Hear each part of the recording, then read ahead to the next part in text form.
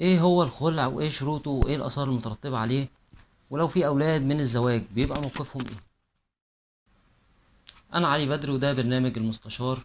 فكرة البرنامج ان كل حلقة جديدة فيها معلومة قانونية جديدة بتهم عدد كبير جدا من الناس في المجتمع المصري. لو انت مهتم تابعني. الخلع هو حكم بيصدر من محكمة الأسرة بناء على طلب الزوجة، وذلك بتطليق الزوجة خلعا على زوجها طلقة بائنة، وبيكون طلاق بائن سواء بائن ببينونة صغرى أو بائن ببينونة كبرى. طب يعني إيه الكلام ده؟ معنى بائن ببينونة صغرى إن هو الطلقة دي مش مكملة التلات طلقات، فممكن إنها ترجع تاني ليه، بس بشرط إن هو يكون بعقد جديد وبمهر جديد، يعني جواز من الأول. أما بائن ببينونة كبرى فدي بتكون الطلقة المتممة للتلاتة، وبالتالي لا تحل له إلا إذا تزوجت بآخر ثم طلقها أو توفى عنها واعتدت منه. والخلع له شرطين. أول شرط إن الزوجة بترد مهرها للزوج، وكمان بتتنازل عن جميع حقوقها الشرعية المترتبة على هذا الزواج. طب ايه هي الحقوق الشرعية دي؟ الحقوق الشرعية زي نفقة الزوجية، زي نفقة العدة، زي نفقة المتعة، وزي مؤخر الصداق.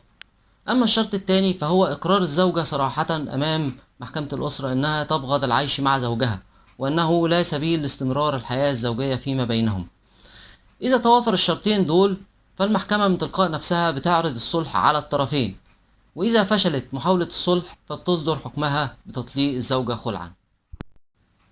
بمجرد صدور حكم الخلع بتعتد الزوجة من طلاق بائن، وخلال فترة العدة ما بيكونش ليها حق إنها تطالب بأي حق من حقوقها الشرعية، لأنها اتنازلت عنها في الأول مقابل كشرط من شروط الخلع.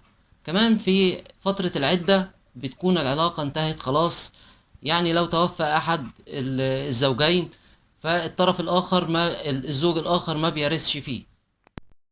كمان الزوجة ليها الحق الكامل في المطالبة بمنقولاتها الزوجية، لأن الخلع ما بيخليهاش تتنازل عن المنقولات الزوجية، هي بتتنازل عن الحقوق المالية الشرعية فقط.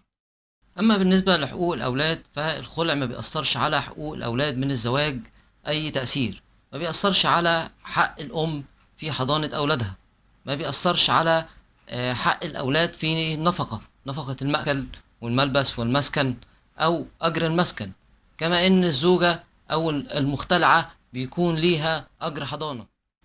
كده الحلقة انتهت. لو عندك أي استفسار سيبلي في الكومنت وأنا هرد عليك. لو الفيديو عجبك واستفدت منه اعمل لايك للفيديو وسبسكرايب للقناة والجرس لو عايز يوصلك كل جديد.